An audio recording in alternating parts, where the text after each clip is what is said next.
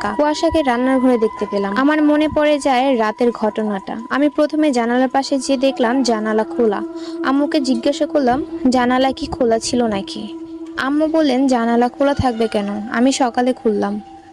এর মধ্যে কুয়াশা এসে বলল, আচ্ছা তুমি এটা কোনো কাজ করলা? রাতে তুমি এত দ্রুত ঘুমিয়ে গেলে। আমি কিছু সময় থেকে পরে ভয় লাগছিল দেখে আমি মামির রুমে চলে গিয়েছিলাম। তোমাকে অনেক ডেকেছি, তুমি উঠলে না। এরপর আমার ভয়টা যেন আরো বেড়ে গেল, কারণ আমার স্পষ্ট মনে আছে আমার পাশে ও ছিল। পর মুহূর্তে আমি কুয়াশার ঘাড়, গলা, নাক, কান দেখছিলাম, কিন্তু ওখানে কোনো ক্ষতির চিহ্ন ছিল না। কুয়াশা অনেক ফর্সা ছিল বলে অল্পতে স্কিনে কিছু হলে লাল হয়ে যেত, কিন্তু আমি তো অবাক। সেখানে আমি এত ঘামছি দিলাম, অথচ এখন কিছুই নেই। আমি অনেক চিন্তায় পড়ে গেলাম, তাহলে রাতে আমার পাশে কে ছিল? পরে নাস্তা করার পর আমার আম্মুকে এবং মামিকে সব শেয়ার করি। ওনারা আমি ভয় পাবো বলে বললেন এসব তুমি স্বপ্নে দেখেছো। তবে আমি